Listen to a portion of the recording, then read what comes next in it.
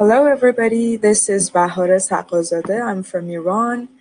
I'm really honored to be given the opportunity to talk about James Joyce at Victoria University on the Bloomsday.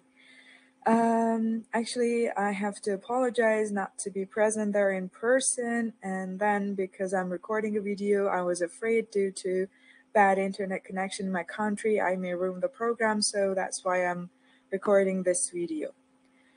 As you can guess from the title of my speech, I'm going to give a Lacanian analysis of the Ulysses in the limited time I have.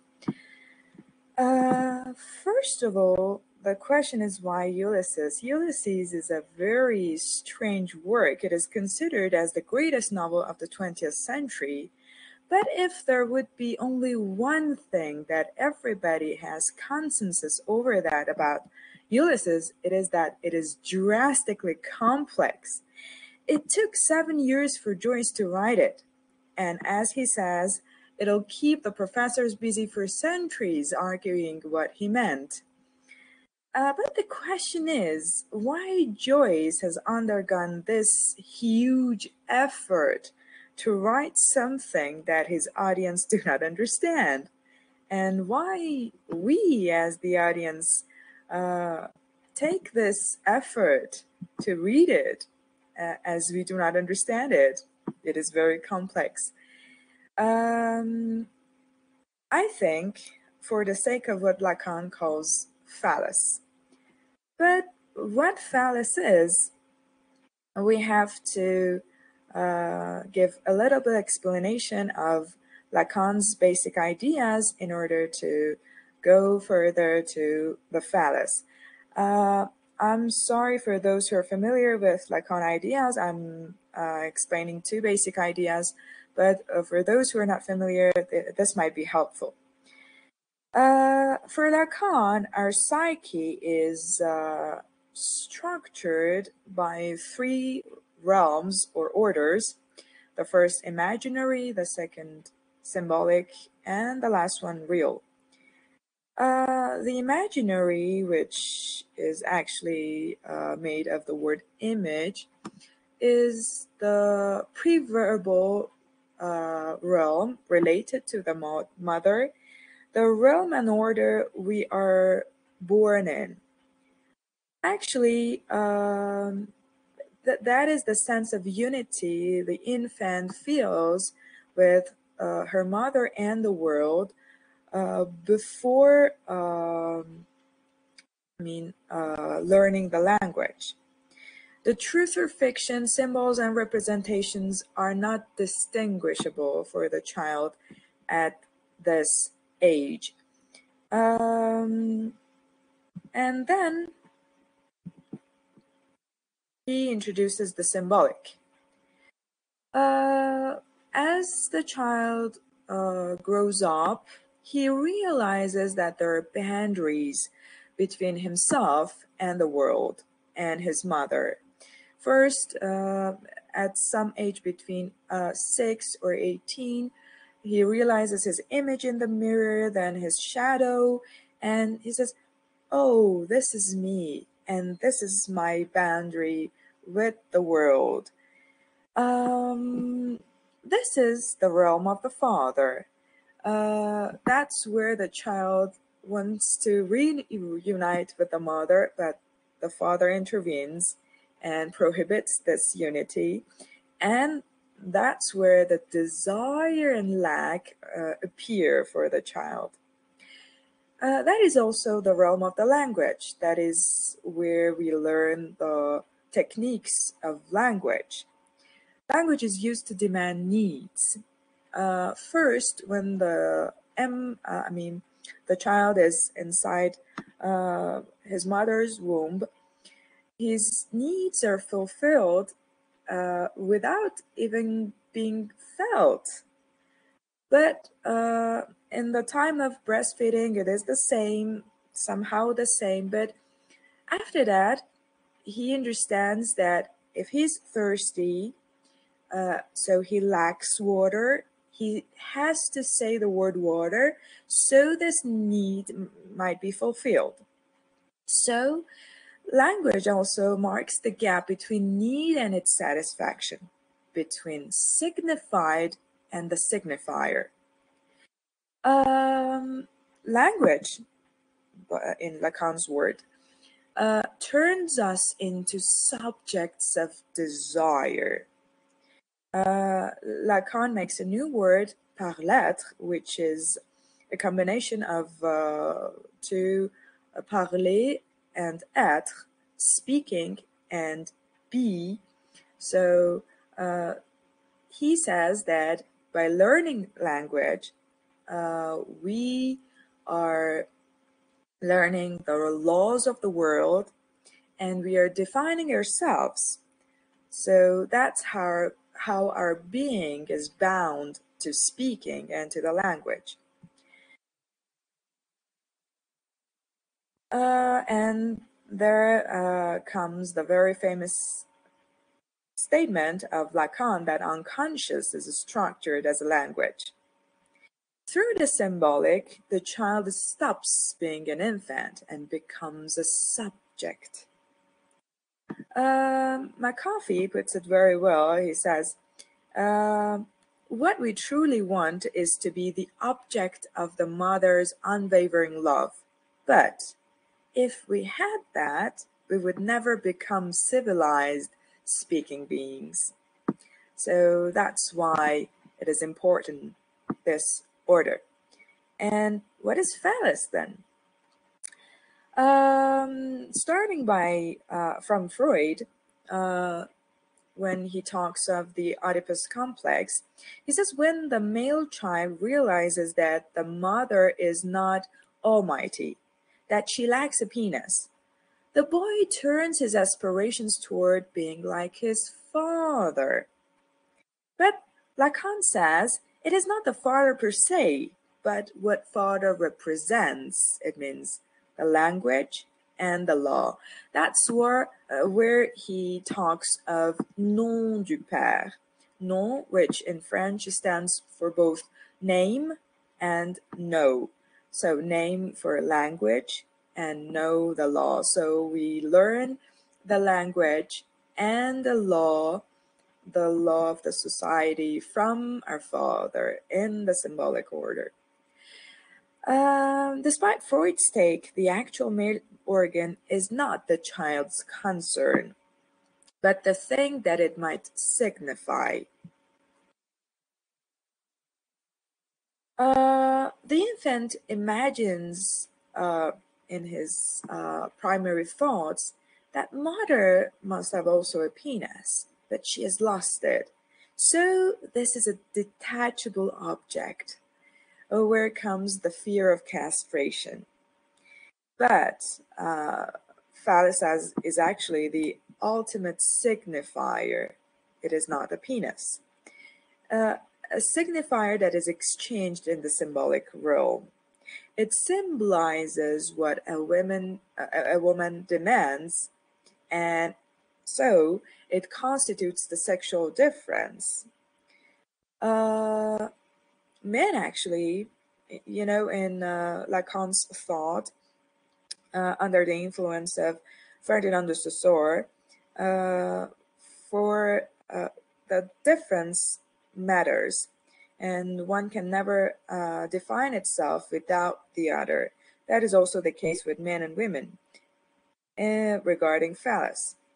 Men need women to be the phallus to prove that they are the phallus, and women need men to have the phallus. So phallus is signifier of something that can never be articulated or had completely. So it makes desire. Since it is a signifier, no one can ever own it. One can never have what one really wants. What one really wants is the phallus, and it can never be had. So we can never have what we really want. And in McAfee's word, we use words in a vain attempt to get what we want. we're never able to have. And the third realm, which is the real, different from the reality. Reality in Lacan's idea is made in and through the symbolic, symbolic and imaginary. But the real is outside of both imaginary and the symbolic.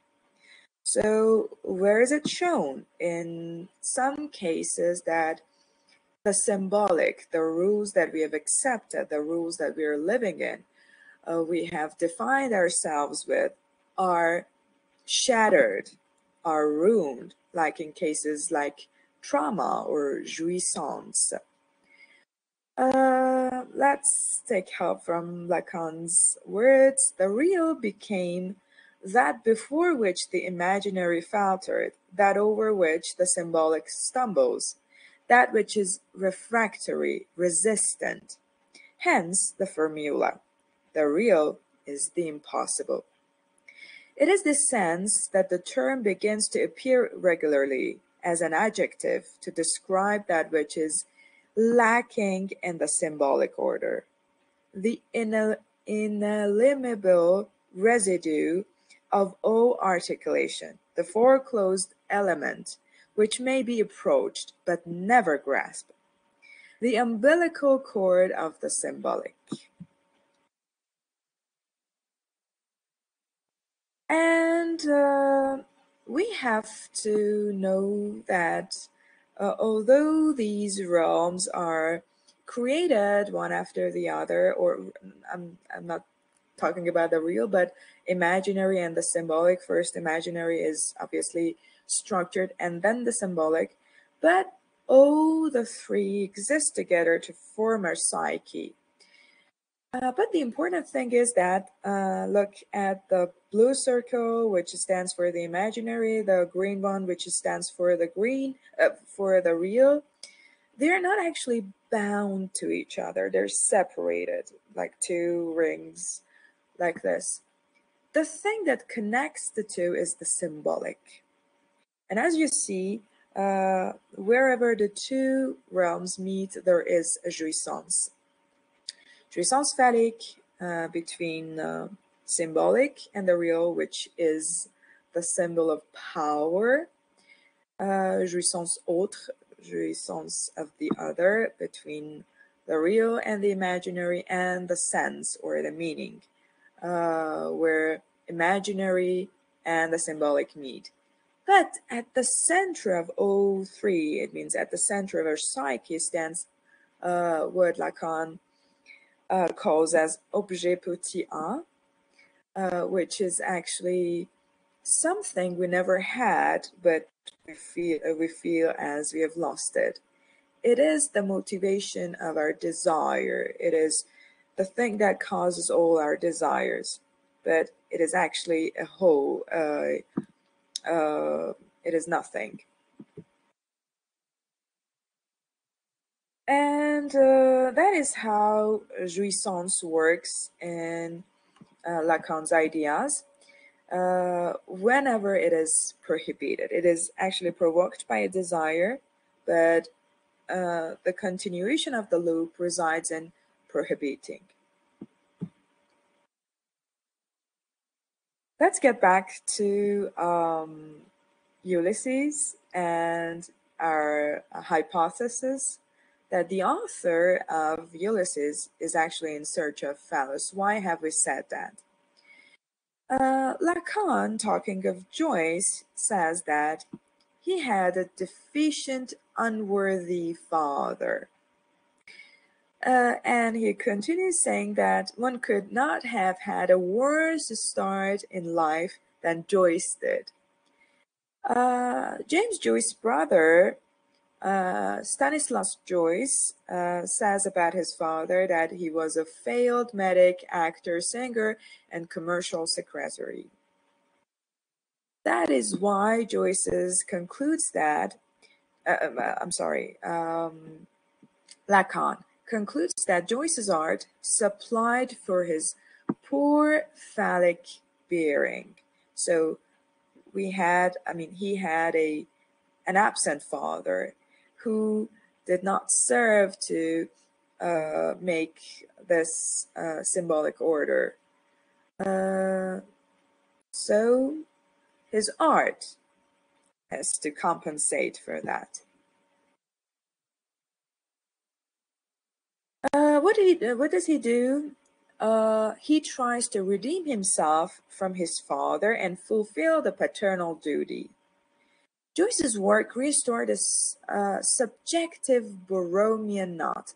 Actually, the connection of three orders together, the real, the symbolic, and the imaginary, like that, as I showed you in that picture, is called by Lacan as the Borromean knot. Whenever one of these three rings does not work properly or is ruined, the others also cannot stand together. That is the case of a schizophrenic. But what happens to Joyce is different. He's not a schizophrenic. He's not mad. He's not delirious. But what has he done? The symbolic order has not formed for him due to his bad father. But the thing he does is to make the Borromean knot for himself. He provides the subject with an ego and body image. How? First, by naming himself, Stephen Daedalus. Naming was the duty of the father, nom du père, but he accepts this duty. First with the portrait of the artist as a young man, and then in the Ulysses. Stephen stands for actually the first martyr of Christianity, and Daedalus actually stands for Daedalus, the myth, who was an architect who built that famous labyrinth. So he's actually the martyr of art, or labyrinth, enigmas. And this image he makes of himself, he falls in love with it. He has a sort of narcissism that we can get out of his statements of himself when he's talking about the enigmas and puzzles he put in his work. So what actually is he doing with this complex language? Having received no attention from the father, Joyce is bringing all the attention to himself by so doing.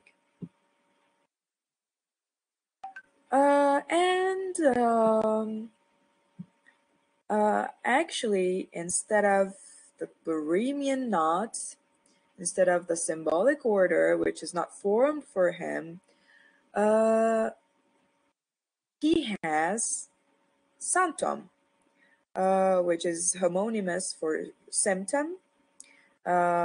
Symptom is decodable.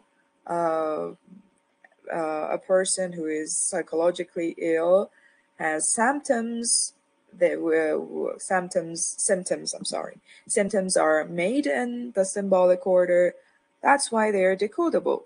But for Joyce, the symbolic order is not working properly. But he's not delirious either. He's not mad.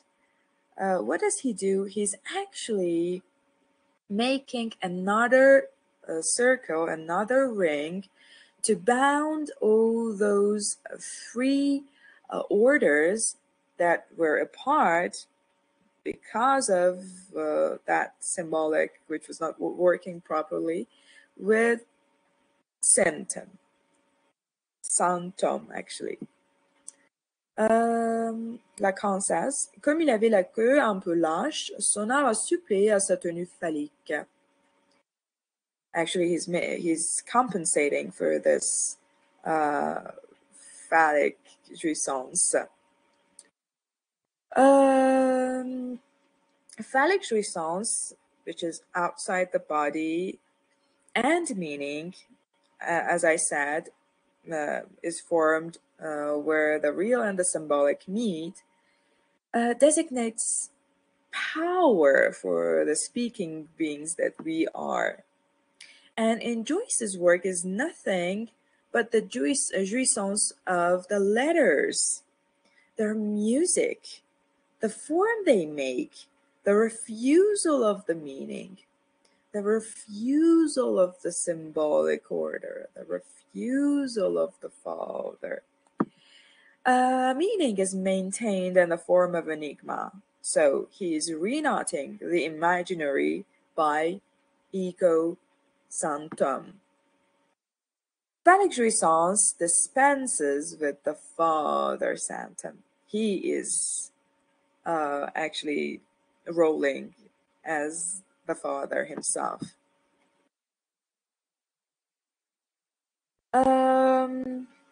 Joyce is writing, as Lacan says in the 23rd seminar, can accommodate phallic jouissance, for he only uses the language without summoning the Father.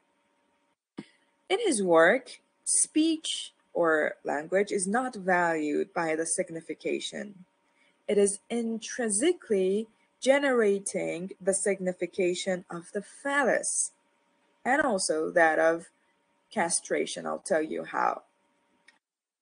Joyce is constantly recalling that objet petit a, or that transcendental signifier, or the phallus.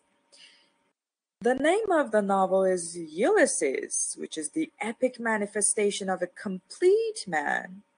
But what is represented inside is Leopold Bloom, a too ordinary person.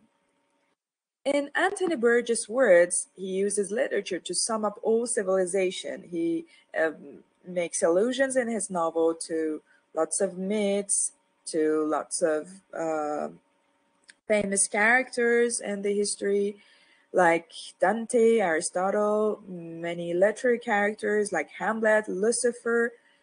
But we are denied of those transcendental signifiers. We are faced only ordinary people who who resemble us, actually. So, what is he marking here is this gap between us and our, transcendental signifier, our ideal image, which is actually Ulysses. And that is, as I told you, in how jouissance is made in the idea of Lacan. By this prohibition, the lack is filled, the desire, and the jouissance. And we are prohibited the meaning as well. The reader is always looking for the meaning, but he's denied of that. And that also causes the jouissance. So the reason we read Ulysses is to gain jouissance, is that we also, as the readers, are seeking phallus.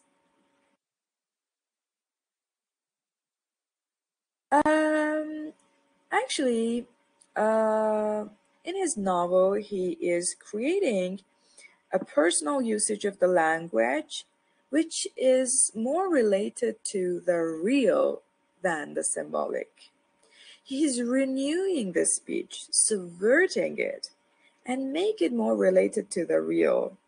It is constantly denying the meaning.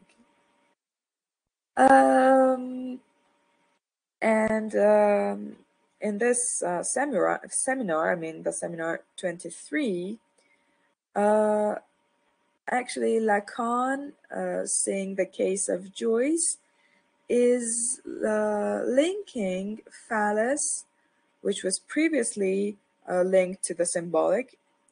He's linking it now more to the real and the language as well. Phallus is becoming the relationship to the real.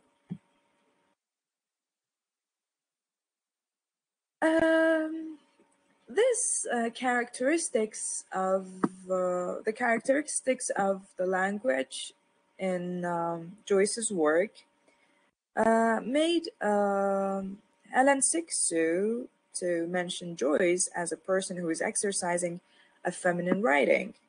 His writing owns characteristics of a mother. It is constantly refusing of the accepted norms, whether in lexis or grammar, or the represented object. The novel is sexually very open, whereas sexuality is among the very first taboos that must be covered and repressed in the language or the symbolic, which is among the very first things we are taught from our fathers. And why? Why the language is feminine? Why the writing is feminine? Actually, my idea is because he's living in exile. Dublin actually stands for a lost mother. Being away from his motherland, from his mother, actually, Joyce reunites with it through the symbolic. Actually, he approves it himself. I want to give a picture of Dublin so complete that if the city suddenly disappeared from the earth, it could be reconstructed out of my book. As we know, such a unity is never feasible. So, his language becomes more and more far from symbolic, and it becomes the mother itself. It becomes feminine itself. And finally, I want to end with a statement from Colette Soler. Joyce had undone the joint first posed as necessary between the function of the father and the phallus. To specify, the father of metaphor, the one who is summoned to explain filiation between the reproduction of the bodies, the one Joyce did not want at any price. Thank you for your attention. I wish it wasn't too boring.